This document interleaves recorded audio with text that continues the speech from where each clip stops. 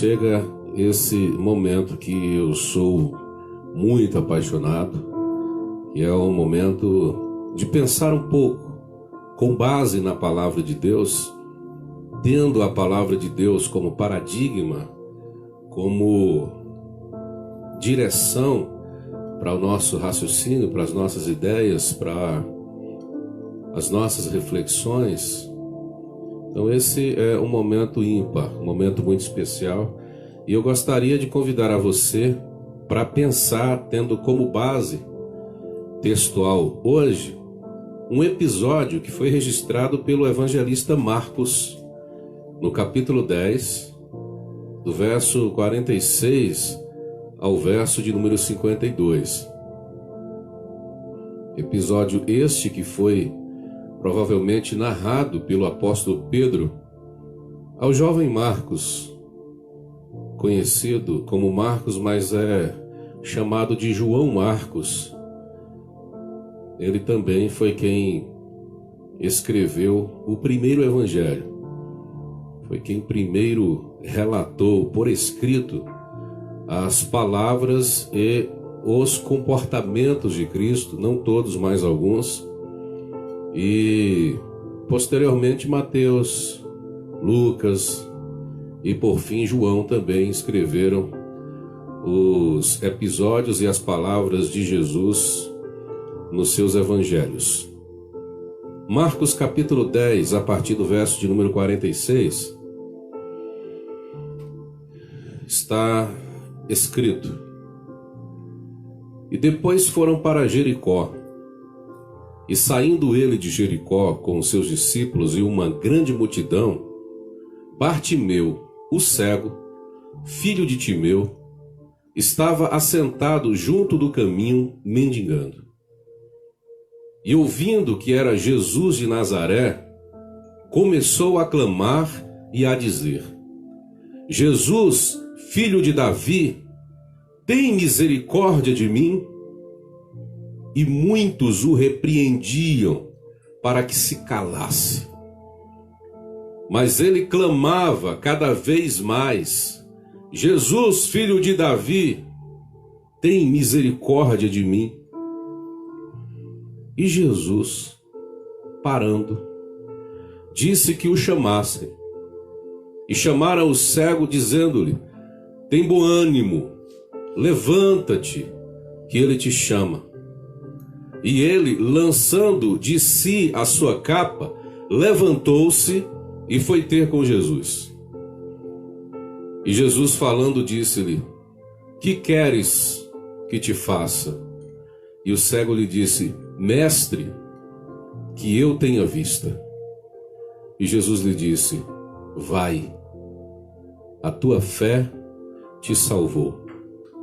E logo viu e seguiu a Jesus pelo caminho. Quando você olha para essa mista multidão que segue a Cristo, você vai ver pessoas de todos os tipos, vários comportamentos e interesses. Gente que vem dos ciclos religiosos, alguns olhando com um olhar bastante criticista em relação a Cristo, buscando falhas para pegá-lo e condená-lo de alguma forma. Outros, mesmo vindo desses ciclos religiosos, tendo um olhar curioso a respeito de Jesus, porque eles tinham um bom conhecimento a respeito das profecias e percebiam que comportamentos e ações de Cristo confluíam com aquilo que as profecias diziam. Pessoas que estavam no dilema de manter-se com o seu propósito idealista farisaico, por exemplo, ou abrir o seu coração para aquele desconhecido que parecia ser de fato o Messias. Vinha gente também das situações sociais econômicas mais confortáveis. Pessoas que estavam ali, muitas vezes, porque também se interessavam pelas palavras de Jesus. Eram palavras muito fortes. Não poucas pessoas diziam, ele fala como quem tem autoridade. Então os intelectuais desse ciclo intelectual e de economia básica boa, olha para Jesus e percebe que nenhum tipo de filosofia que eles aprenderam foram tão contundentes quanto as palavras de Cristo. Eles percebem que nem mesmo os melhores intérpretes da lei passavam com tanta segurança e capacidade as palavras de Deus como aquele Jesus passava. E essas pessoas o seguiam porque viam que nele havia algo a ser acrescentado na vida deles, na vida daqueles que seguiam a Cristo. Eles percebiam que as palavras ditas por Jesus, elas se manifestavam como se tivessem vida. Não eram palavras lançadas ao léu, todas elas tinham significados muito vivos para eles.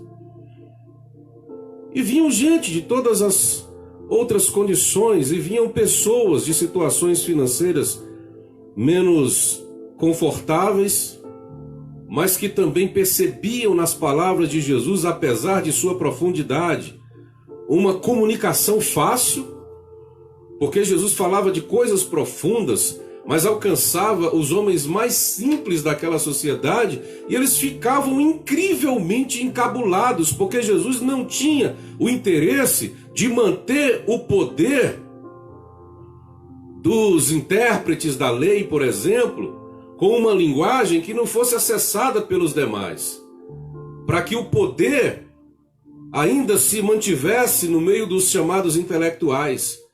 Jesus mandava a palavra de Deus com capacidade e condição de qualquer pessoa compreendê-la com facilidade, porque ele dizia, olha, no campo. E as suas parábolas e as suas metáforas eram muito mais fáceis de ser compreendidas pelo homem simples do que pelo homem intelectual. E outras classes sociais, por exemplo, pessoas em situação de profunda miséria também estavam ali. Pessoas muito pobres, mas que eram atendidas por Jesus com muito mais carinho até do que ele atendia aqueles que se consideravam em condição econômica superior.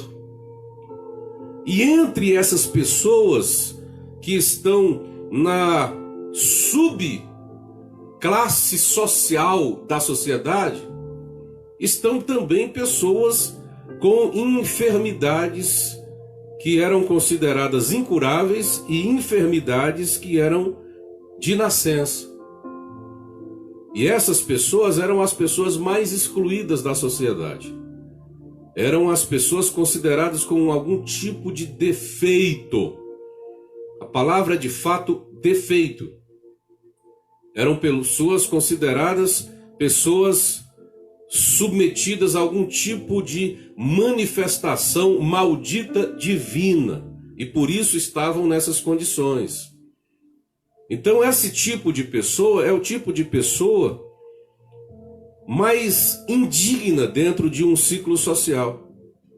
Dentro de uma cidade, por exemplo, como Vitória da Conquista, se você for buscar a subclasse da subclasse social, eu estou falando aqui em considerações sociais mesmo, você ia encontrar pessoas coxos, cegos, aleijados, que viviam muito à margem da sociedade. No meio desta multidão está Bartimeu. É um dos personagens mais incríveis, mais chamativos aqui do Novo Testamento. É um dos homens que foram contemplados com o milagre, com a cura de Jesus, que talvez tenham sido mais pregados, não só pela forma simples de poder passar esta mensagem, mas também pela pessoa que ele é e pela forma como ele encara uma multidão de pessoas contrárias a ele, como ele encara a sua própria situação para poder chegar ao seu objetivo. É por isso que eu propus como tema desta nossa reflexão um deficiente visual que enxergava.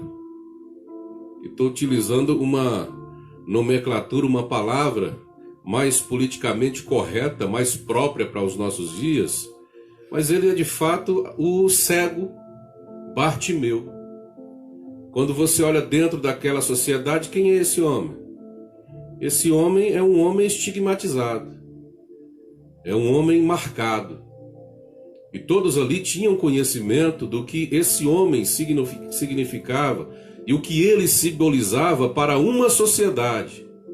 Não apenas uma sociedade religiosa, mas uma sociedade. Aquelas sociedades antigas, naqueles tempos, haviam sociedades próximas da Palestina, por exemplo, que também consideravam pessoas com deficiência visual pessoas malditas, pessoas possuídas por espíritos malignos. Tanto é que muitas dessas sociedades antigas praticavam infanticídios. Era muito normal quando uma criança nascia e os pais percebiam que ela tinha a deficiência visual, elas não admitiam esse membro dentro da sua família porque diziam: tem espírito maligno ou tem algum tipo de maldição. Era comum que famílias lançassem essas crianças em pedras ou de cima de barrancos bastante altos, ou jogassem dentro das águas para afogarem e matavam essas crianças, porque não queriam admitir dentro da sua família pessoas em circunstâncias como estas. Em tantas outras sociedades, haviam lugares onde esses homens com deficiência visual eram jogados, eram abandonados às praças. Porque quando, por exemplo, não nascia cego, mas se tornava cego na sua idade adulta, as famílias abandonavam a sorte. E quando havia uma sociedade com um pinguinho de compreensão em relação a essas pessoas, pegavam e jogavam no lugar onde quase todo mundo era cego, e eles se viravam ali para viver uma subvida, para sobreviver a uma circunstância natural que, claro, a gente sabe, não é culpa de quem nasceu assim. Havia, a partir do século 200, por exemplo, antes de Cristo, sociedades que criaram leis para que nenhum membro da família herdasse qualquer bem de seus familiares se essa pessoa tivesse deficiência visual. Se a pessoa fosse cega, ela não teria nenhum direito à herança da família. Ou seja, o destino de pessoas cegas era, no mínimo, o destino de mendigar, de pedir a misericórdia dos outros, de depender de alguém para lhe guiar por um determinado caminho e submeter-se às piores vergonhas dentro de uma sociedade. Apesar de a lei de Moisés amparar os cegos, porque a lei é expressa em dizer que os cegos precisavam ser cuidados, e ai daquele que fizesse tropeçar uma pessoa cega, porque inclusive essas brincadeiras de mau gosto existiam naquele tempo. E quando eu era criança eu ouvia até histórias também de pessoas que tinham esse tipo de brincadeira, de fingir que está conduzindo uma pessoa cega por um determinado caminho e conduzi-la a um buraco para vê-la cair. E algumas pessoas achavam muito engraçada essa situação. Dentro de Israel, os cegos também eram vistos como malditos. E apesar desse amparo da lei, como eu estava dizendo, alguns dos intérpretes da lei lançavam um olhar de maldição muito grande sobre as pessoas com deficiência. A partir, por exemplo, de uma leitura do animal que era sacrificado como oferta diante do altar, que Deus exigia que esse animal não tivesse nenhum tipo de defeito, que fosse um animal perfeito. e que é uma simbologia, e que é uma amostra da perfeição de Cristo como sendo a nossa oferta perfeita. Mas havia leituras antigas que diziam que as pessoas precisavam ser perfeitas. Quanto mais perfeitas eram esteticamente, mais abençoadas por Deus eram essas pessoas. E quanto mais, entre aspas, defeituosas fossem as pessoas, mais amaldiçoadas eram essas pessoas. Então você imagina a condição de Bartimeu dentro desta sociedade, sendo olhado com esse olhar horrível, que não é apenas um olhar social, mas é um olhar potencializado pela religião.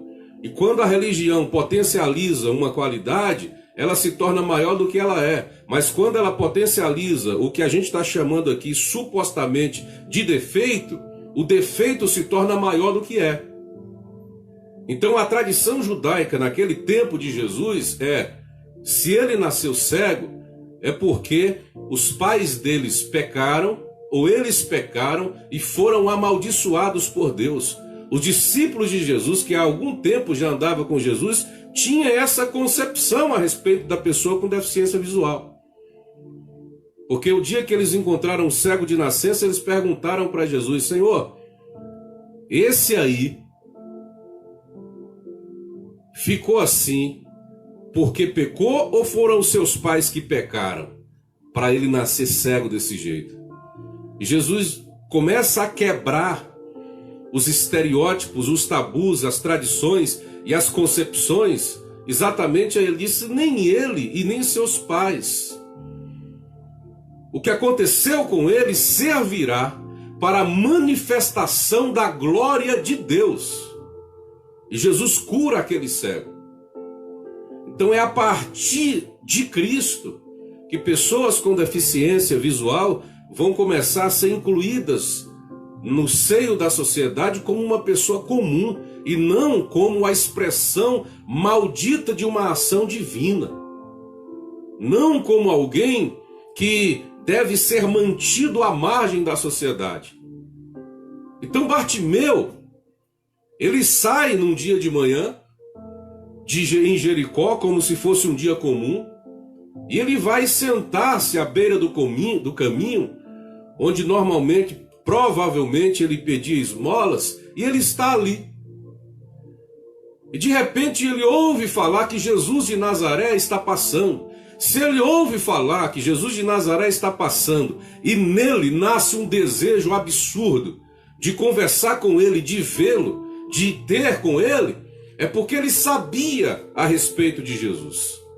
Ele já tinha ouvido falar que o Jesus de Nazaré, que também é intitulado como Filho de Davi, é um agente da manifestação da misericórdia de Deus, da graça de Deus.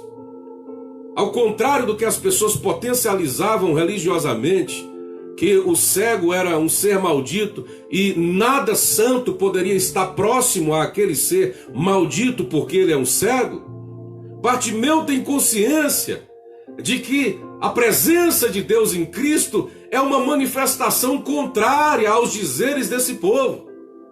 Porque o que ele grita é: Jesus, filho de Davi, tem misericórdia de mim. E quando ele diz tem misericórdia de mim, ele está dizendo: põe o teu coração na situação miserável que eu estou vivendo. Se ele diz põe o teu coração na situação miserável que ele está dizendo, é porque ele tem plena consciência de que o Deus de graça, o Deus de misericórdia, é o Deus que sai do seu estado poderoso, do seu trono, da sua glória, e se assenta no chão junto com um pedinte miserável em situação de alienação absoluta numa sociedade. Para ter essa consciência, querido, o cego não é cego, o cego enxerga. Para ter essa consciência, o deficiente visual enxerga. Porque ele consegue perceber quem de fato é Deus. Não é o Deus potencializado pelas religiões. Não é o Deus dito pelos escribas e pelos intérpretes da lei. Não é o Deus cuja imagem foi determinada por aqueles que acham que são os representantes legítimos de Deus, ou que podem fazer de Deus aquilo que querem, que enquadram Deus nos seus limites e dizem Deus é isso e fora disso não há Deus. O cego enxerga, porque o cego não vê Deus dentro da religião. O cego não vê Deus dentro do templo de Jerusalém. O cego não vê Deus dentro dos nobres farisaicos. O cego vê Deus saindo dos estereótipos, das plataformas. Vê Deus saindo dos ciclos considerados os lugares da manifestação de Deus. E vê Deus saindo do seu trono e se sentando no chão com um pedinte. Olha que visão extraordinária. Esse cego enxerga muito. Porque ele vê o filho de Davi, e quando ele diz filho de Davi, ele tem consciência de que aquele ali é o que vai herdar o trono de Israel. É profético isso, é profecia. E mesmo assim ele sabe que aquele filho de Davi, ele sai do trono. Ele deixa o seu séquito de lado para se aproximar e se sentar junto a um mendigo à beira da estrada. Então ele enxerga, porque ele, além de reconhecer a sua condição, ele sabe o que quer da vida. Ele sabe que é cego, ele sabe tudo o que pensam a respeito dele, ele sabe como as pessoas o olham, mas ele sabe o que quer. Ele quer transformar a sua vida, ele quer mudar a sua vida, ele quer viver um outro patamar na sua existência, ele quer se aproximar de Deus, ele quer enxergar Deus melhor, e ele vai além da multidão. E quando Jesus pergunta: o que queres que te faça? Ele sabe exatamente aquilo que ele quer. E o que eu pergunto para você essa noite é: você sabe o que você quer? Você sabe o que você quer? Se você sabe o que você quer, você precisa ir além das vozes que contrariam o que o teu coração deseja. Porque muita gente na multidão dizia: cala-te, Bartimeu, quem é você para ter voz aqui? Gente, as vozes são terríveis. As vozes externas, as vozes internas, as vozes que dizem você nunca será alguém na vida. As vozes que dizem do lado de fora e às vezes do lado de dentro, você nunca vai conseguir chegar onde você quer chegar. As vozes que dizem: abandona esse teu Deus e morre. As vozes que dizem: se eu fosse você eu já teria desistido. As vozes que você escutava desde criança e continua escutando, elas estão na tua cabeça tentando fazer você desistir, estão te cegando para a vida. Esta noite eu quero te convidar a enxergar como Bartimeu enxergava e não dar atenção às vozes. Ao contrário, quanto mais as vozes lhe falavam, mais ele falava para sobrepujar o som das vozes. Você entende esse poder? Você entende essa determinação? Quando a voz te diz não, você diz sim 2 vezes. É o que Bartimeu está falando. Quanto mais as pessoas falavam cala, mais ele clamava ao filho de Davi para lhe alcançar com misericórdia. Então, ele é aquele que consegue seguir em frente, mesmo contra as vozes adversas que vão tentando lhe calar. Porque ele sabe que Jesus pode transformar o seu caminho, e Jesus transforma o seu caminho a partir de uma decisão dele. É por isso que Jesus disse: vai, a tua fé te salvou, a tua fé. E quando ele diz te salvou, a salvação não está relacionada à salvação eterna, está relacionada a salvar de uma situação, que a palavra salvar, ela pode ser aplicada a várias situações. No caso de Bartimeu, a tua fé te salvou da tua condição, da tua situação, da tua cegueira. Vai, escolhe o teu caminho, Pode ir para a tua casa, pode procurar um emprego, pode fazer o que você quiser. E a Bíblia diz que ele saiu e seguiu a Jesus pelo caminho. Jesus disse: vai, escolhe para onde tu quer ir, você já está salvo. Ele preferiu seguir a Jesus pelo caminho, porque os seus olhos já enxergavam antes mesmo de serem abertos. Eu quero parar por aqui, porque o nosso tempo também já quase foi totalmente, e eu quero convidar a você para pensar nisso. Onde você quer chegar? Quais são as vozes que estão falando dentro e fora de você? Há uma outra voz que diz: chame o cego até mim. E quando Jesus o chamou, Bartimeu se levantou com pressa e foi até ele. Essa é a voz do Senhor para você essa noite. O Deus Todo-Poderoso te abençoe, te dê graça e te dê condições de superar toda e qualquer situação, em nome de Jesus.